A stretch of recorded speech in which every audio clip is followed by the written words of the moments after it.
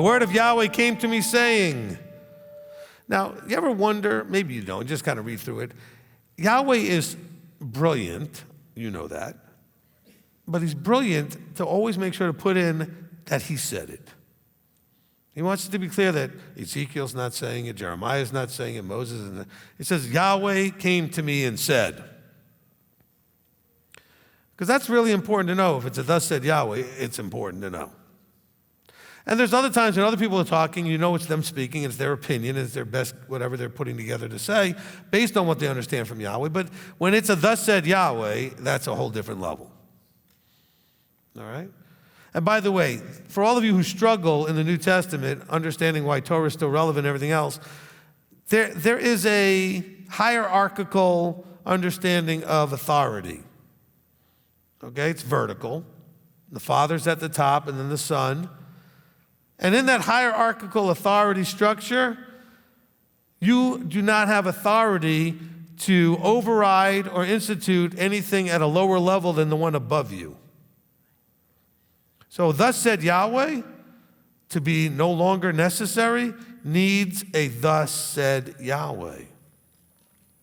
And there is no thus said Yahweh taking away any of the covenantal obligations. None. So don't tell me Galatians or this or that or some other thing. Those are not thus said Yahwehs. I don't think Paul's saying that anyway. But the point is, there would need to be. Yahweh said it, then Yahweh would have to say, you don't have to do it anymore. But Yahweh would have to say it. Because after all, he put it in place. It's like if I tell my child something, and then I go later to find out they're doing something the opposite, and I say, why are you doing that? So, well, Mom said I could. Well, wait, I told you no. I've got to hide. Now, Mom may not have known I told them no. Okay?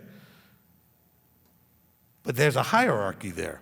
You work in a company, and let's say you have a middle management boss, like the supervisor above you, and then there's another level above them and another level. Well, guess what? Whatever the one right above you says, if it's not in line with what's over here, we got real problems. And I know people coming to me all the time saying, I don't know what to do at my job. Why? My supervisor told me to do something that the person 2 levels above said not to do. That's really challenging. That person below has no authority to do that. And so we all have to understand, if Yahweh said it, that's it. The only one who could change that is him. And he says, I don't change. Well, there you go. End of that argument. Okay? But you have to look at it from see, we don't like authority.